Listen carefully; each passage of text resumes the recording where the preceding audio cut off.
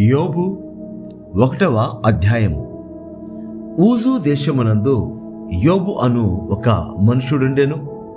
అతడు యథార్థవర్తనుడు, న్యాయవంతుడునై దేవునియందు భయభక్తులు కలిగి చెడుతనము విసర్జించిన వాడు. అతనికి 7 కుమారులను 3 కుమార్తెలను కలిగిరి. అతనికి 7,000 గొర్రెలను, 3,000 ఒంటెలను, 500 జతల ఎడ్లను, 500 ఆడు గాడిదలను కలిగి బహుమంది పనివారును అతనికి ఆస్తిగా నుండెను. గనుక తూర్పు దిక్కు జనులందరిలో అతడే గొప్పవాడుగా నుండెను. అతని కుమారులందరూ వంతుల చొప్పున అనుదినము ఒకరికొకరు తమ తమ ఇండ్లలో విందు చేయునై కూడినప్పుడు తమ 3 అక్క చెల్లెండ్రు తమతో కలిసి అన్నపానములు పుచ్చుకొనవలెనని వారిని పిలిపించుచూ వచ్చిరి. వారి విందు దినములు పూర్తి కాగా యోబు తన కుమారులు పాపము చేసి తమ హృదయములలో దేవుని దూషించిరేమో అని వారిని పిలువనంపించి వారిని పవిత్రపరచి అరుణోదయమున లేచి వారిలో ఒక్కొక్కని నిమిత్తమై దహనబలి నర్పించుచూ వచ్చాను. యోబు నిత్యము అలాగున చేయుచుండెను. దేవదూతలు యెహోవా సన్నిధిని నిలుచుటకై వచ్చిన దినం ఒకటి తటస్థించెను. ఆ దినమున అపవాదియగు వాడు వారితో కలిసి వచ్చాను. యెహోవా, నీవు ఎక్కడ నుండి వచ్చితివని వాని నడుగగా అపవాది, భూమి మీద ఇటు అటు తిరుగులాడుచు అందులో సంచరించుచూ వచ్చితినని యెహోవాకు ప్రత్యుత్తరం ఇచ్చాను. అందుకు యెహోవా, నీవు నా సేవకుడైన యోబు సంగతి ఆలోచించితివా? అతడు యథార్థవర్తనుడును న్యాయవంతుడునై దేవునియందు భయభక్తులు కలిగి చెడుతనము విసర్జించిన వాడు. భూమి మీద అతని వంటి వాడెవడనూ లేడు అని అడుగగా అపవాది, యోబు ఊరకయ్యే దేవునియందు భయభక్తులు కలవాడాయన నీవు అతనికిని అతని ఇంటి వారికిని అతనికి కలిగిన సమస్తమునకును చుట్టూ కంచె వేసితివి కదా. నీవు అతని చేతి పనిని దీవించుచుండుట చేత అతని ఆస్తి దేశంలో బహుగా విస్తరించి ఉన్నది. అయినను నీవు ఇప్పుడు నీ చేయి చాపి అతనికి కలిగిన సమస్తమును మొత్తిన ఎడల అతడు నీ ముఖము ఎదుటనే దూషించి నిన్ను విడిచిపోవును అని యెహోవాతో అనగా, యెహోవా, ఇదిగో అతనికి కలిగిన సమస్తమును నీ వశమున ఉన్నది, అతనికి మాత్రము ఏ హానియూ చేయకూడదని అపవాదికి స్థిరవేయగా వాడు యెహోవా సన్నిధి నుండి బయలు వెళ్ళాను. ఒక దినమున యోబు కుమారులను కుమార్తెలను తమ అన్న ఇంట భోజనము చేయుచు ద్రాక్షారసము పానము చేయుచుండగా ఒక దూత అతని యొద్దకు వచ్చి, ఎద్దులు నాగలి దున్నుచు గాడిదలు వాటి సమీపమున మేయుచుండగా శవాయియులు వాటి మీద పడి వాటిని పట్టుకొని పోయి ఖడ్గముతో పనివారిని హతము చేసిరి. జరిగినది నీకు తెలియజేటుకు నేనొక్కడిని తప్పించుకొని వచ్చి ఉన్నాను నేను.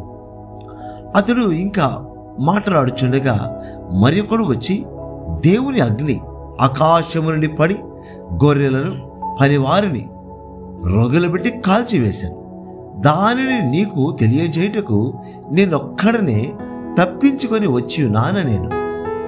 అతడు ఇంకా మాట్లాడుచుండగా మరి ఒకడు వచ్చి కల్దీయులు 3 సమూహములుగా వచ్చి ఒంటెల మీద పడి వాటిని కొనిపోయి ఖడ్గము చేత పనివారిని చంపిరి. నీకు దానిని తెలియజేయటకు నేనొక్కడిని తప్పించుకొని వచ్చి ఉన్నాను నేను. అతడు మాట్లాడుచుండగా వేరొకడు వచ్చి నీ కుమారులను నీ కుమార్తెలను తమ అన్న ఇంట భోజనము చేయుచు ద్రాక్షారసము పానము చేయుచుండగా గొప్ప సుడిగాలి అరణ్య మార్గముగా వచ్చి ఆ ఇంటి 4 మూలలను కొట్టగా అది యవనుల మీద పడి నందున వారు చనిపోయారు. దానిని నీకు తెలియజేయుటకు నేనొక్కడనే తప్పించుకొని వచ్చి ఉన్నాను నేను.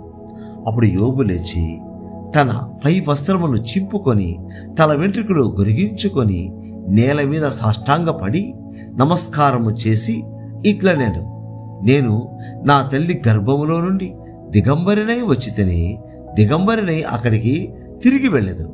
యెహోవా ఇచ్చెను, యెహోవా తీసుకొని పోయాను. యెహోవా నామమునకు స్తుతి కలుగునుగాక. ఈ సంగతులలో ఏ విషయమందును యోబు ఏ పాపమును చేయలేదు, దేవుడు అన్యాయము చేసినని చెప్పలేదు. యోబు 2వ అధ్యాయము. దేవదూతలు యెహోవా సన్నిధిని నిలుచుటకై వచ్చిన మరొక దినము తటస్థింపగా వారితో కూడా అపవాది యెహోవా సన్నిధిని నిలుచుటకై వచ్చెను. యెహోవా, నీవు ఎక్కడి నుండి వచ్చితివని వానిని అడుగగా అపవాది, భూమిలో ఇటు అటు తిరుగులాడుచు అందులో సంచరించుచు వచ్చితేనని యెహోవాకు ప్రత్యుత్తరం ఇచ్చెను. అందుకు యెహోవా, నీవు నా సేవకుడైన యోబు సంగతి ఆలోచించిదివా? అతడు యథార్థవర్తనుడును న్యాయవంతుడునై దేవునిందు భయభక్తులు కలిగి చెడుతనము విసర్జించిన వాడు. భూమి మీద అతని వంటి వాడెవడనూ లేడు. నిష్కారణంగా అతనిని పాడు చేటుకు నీవు నన్ను ప్రేరేపించినను అతడు ఇంకను తన యథార్థతను వదలక నిలకడగా నున్నాడనగా అపవాది చర్మము కాపాడుకొనుటకై చర్మమును, తన ప్రాణమును కాపాడుకొనుటకై తనకు కలిగినది యావత్తును నరుడిచ్చును గదా. ఇంకొకసారి నీవు చేయి చాపి అతని ఎముకను అతని దేహమును మొత్తిన ఎడల అతడు నీ ముఖము ఎదుటనే దూషించి నిన్ను విడిచిపోవును అనెను. అందుకు యెహోవా, అతడు నీ వశమున నున్నాడు, అతని ప్రాణము మాత్రము నీవు ముట్టవద్దని సెలవిచ్చాను. కాబట్టి అపవాది యెహోవా సన్నిధి నుండి బయలువెళ్ళి అరికాలు మొదలుకొని నడినెత్తి వరకు బాధగల కురుపులతో యోబును మొత్తెను. అతడు ఒళ్ళు గోకుకొనుటకై చిల్ల పెంకు తీసుకొని బూడిదలో కూర్చుండగా అతని భార్య వచ్చి, నీవు ఇంకను యథార్థతను వదలక యుందువా? దేవుని దూషించి మరణము కమ్మనెను. అందుకతడు, మూర్ఖురాలు మాట్లాడునట్లు నీవు మాట్లాడుచున్నావు. మనము దేవుని వల్ల మేలు అనుభవించుదుమా? కీడును మనము అనుభవింప తగదా అనెను. ఈ సంగతులలో ఏ విషయమందను యోబు నోటి మాటతోనైనను పాపము చేయలేదు. తేమానీయుడైన ఎలీఫజు, షూహీయుడైన బిల్దదు, నయమాతీయుడైన జోఫరు అను యోబు ముగ్గురు స్నేహితులు అతనికి సంభవించిన ఆపదలన్నిటిని గుర్చి వినిన వారై అతనితో కలిసి దుఃఖించుటకును అతనిని ఓదార్చుటకును పోవలనని ఆలోచించుకొని తమ తమ స్థలములను విడచి వచ్చిరి. వారు వచ్చి దూరముగా నిలబడి కన్నులెత్తి చూచినప్పుడు అతని పోల్చలేక తమ వస్త్రములను చింపుకొని ఆకాశము తట్టు తలల మీద ధూళి చల్లుకొని ఎలుగెత్తి ఏడ్చిరి. అతని బాధ అత్యధికముగా నుండినని గ్రహించి ఎవరునూ అతనితో ఒక్క మాట అయినను పలుకక రేయింబగలు 7 దినములు అతనితో కూడా నేలను కూర్చుండెరి. యోబు 3వ అధ్యాయము. ఆ తర్వాత యోబు మాటలాడ మొదలుపెట్టి తాను పుట్టిన దినమును శపించెను. యోబు ఇలాగూ అనెను, నా తల్లి గర్భద్వారములను అది మూయ నందుకును, నా నేత్రములకు అది బాధను మరుగు చేయనందుకును. నేను పుట్టిన దినము లేకపోవునుగాక, మగపిల్ల పుట్టినని ఒకడు చెప్పిన రాత్రి లేకపోవునుగాక, ఆ దినము అంధకారమగును గాక, పైనుండి దేవుడు దాన్ని నెంచకుండును గాక, వెలుగు దాని మీద ప్రకాశింపకుండును గాక, చీకటియు గాఢాంధకారమును మరలా దానిని తమ ఎద్దకు తీసుకొనుగాక, మేఘము దాని కమ్మునుగాక, పగలును కమ్మునట్టి అంధకారము దాని బెదిరించునుగాక, అంధకారము ఆ రాత్రిని పట్టుకొనును గాక, సంవత్సరపు దినములలో నేనొక దాననని అది హర్షింపకుండును గాక, మాసముల సంఖ్యలో అది చెరకుండును గాక, ఆ రాత్రి ఎవడను జననము కాకపోవును గాక, దానిలో ఏ ఉత్సాహధ్వని పుట్టకుండును గాక, దినములు అశుభములని చెప్పువారు దానిని శపించుదురుగాక, భుజంగమును రేపడుకు నేర్పుగలవారు దానిని శపించెదురుగాక. అందులో సంధ్య వేళను ప్రకాశించు నక్షత్రములకు అంధకారము కమ్మునుగాక. వెలుగు కొరకు అది ఎదురు చూడగా వెలుగు లేకపోవునుగాక. అది వేకువ కనురెప్పలను చూడకుండునుగాక. పుట్టుకలోనే నేనేలా చావకపోతిని, గర్భము నుండి బయలుదేరగానే నేనేలా ప్రాణము విడవకపోతిని, మోకాళ్ళ మీద నన్నేలా ఉంచుకొనిరి, నేనేలా స్తనములను కుడిచి తిని, లేని ఎడల నేనిప్పుడు పండుకొని నిమ్మళించి యుందును, నేను నిద్రించి యుందును, నాకు విశ్రాంతి కలిగి ఉండును. తమ కొరకు వీడు భూముల యందు భవనమును కట్టించుకొనిన భూరాజులతోనూ మంత్రులతోనూ నేను నిద్రించి నిమ్మళించి యుందును. బంగారము సంపాదించి తమ ఇండ్లను వెండితో నింపుకొనిన అధిపతులతో నిద్రించి విశ్రమించి ఉందును. అకాల సంభవమై కంటబడకయున్న పిండమోంటి వాడనై లేకపోయి ఉందను. వెలుగు చూడని బిడ్డల వలె లేకపోయి ఉందను. అక్కడ దుర్మార్గులు ఇక శ్రమ పరచరు, బలహీనులై అలసిన వారు విశ్రాంతి నొందుదురు. బంధింపబడిన వారు కార్యనియామకుల శబ్దము వెనుక ఏకముగా కూడి విశ్రమించదురు. అల్పులేమి ఘనులేమి అందరూ నచ్చట నున్నారు. దాసులు తమ యజమానుల వశము నుండి తప్పించుకొని స్వతంత్రులై ఉన్నారు. దుర్దశలోనున్న వారికి వెలుగియ్యబడుట ఎలా? దుఃఖాక్రాంతులైన వారికి జీవమియ్యబడుట ఎలా? వారు మరణము నపేక్షింతురు. దాచబడిన ధనము కొరకైనట్టు దానిని కనుగొనుటకై వారు లోతుగా త్రవ్వుచున్నారు, గాని అది వారికి దొరకకయున్నది. సమాధికి చేరినప్పుడు వారు హర్షించి బహుగా సంతోషించెదరు. మరుగుపడిన మార్గము గల వానికిని, దేవుడు చుట్టూ కంచె వేసిన వానికిని వెలుగు ఇయ్యబడనేలా?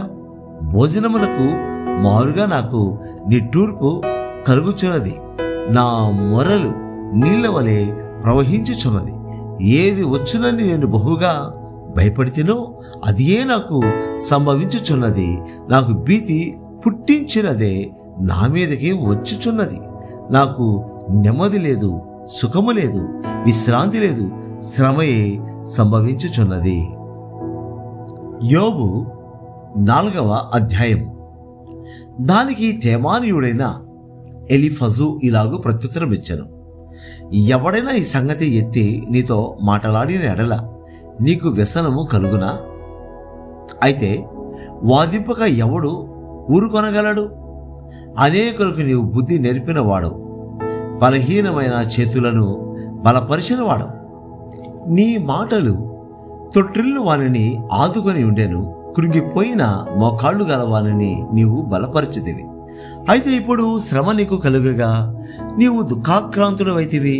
అది నీకు తగులుగా నీవు కలవరపడుచున్నావు. నీ భక్తి నీకు ధైర్యము పుట్టింపదా?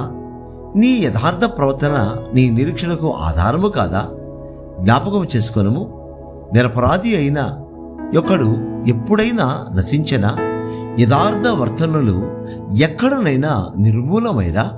నేను చూసినంత వరకు అక్రమమును దున్ని కీడును విత్తువారు దానిని కోయుదురు. దేవుడు ఓదగా వారు నశించుదురు. ఆయన కోపాగ్ని శ్వాసము వలన వారు లేకపోదురు. సింహగర్జనయు క్రూర సింహపు శబ్దమును నిలిచిపోవును. కొదమ సింహముల కోరలను విరిగిపోవును. ఎరలేనందున ఆడు సింహము నశించును. సింహపు పిల్లలు చెల్లా చెదరగొట్టబడును. నాకొక మాట రహస్యముగా తెలుపబడెను. నా చెవిలో ఒకడు గుసగుసలాడినట్టుగా అది నాకు వినబడెను. గాఢ నిద్ర మనుషులకు వచ్చు సమయమున రాత్రి కలల వలన పుట్టు తలంపులలో అది కలిగెను. భయమును వణుకును నాకు కలిగెను. అందువలన నా ఎముకలనియు కదిలెను. ఒకని శ్వాసము నా ముఖమును కొట్టగా నా శరీర రోమములు పులకరించెను. అది నిలవబడగా దాని రూపమును నేను గుర్తుపట్టలేకపోతిని. ఒక రూపము నా కనులెదుట నుండెను. మెల్లనైన యొక్క కంఠస్వరమును నేను వింటిని ఏమనగా, దేవుని సన్నిధిని మర్చులు నీతిమంతులగుదురా, తాము సృజించిన వాని సన్నిధిని నరులు పవిత్రులగుదురా. ఆయన తన సేవకులను నమ్ముట లేదు, తన దూతలయందు లోపములు కనుగొనుచున్నాడు. జగటమంటి ఇండ్లలో నివసించు వారి యందు, మంటిలో పుట్టిన వారి యందు చిమ్మట చితికిపోవునట్లు చితికిపోవు వారి యందు మరి ఎన్ని కనుగొనును? ఉదయం మొదలుకొని సాయంత్రం వరకు ఉండి వారు బద్దలైపోవదురు.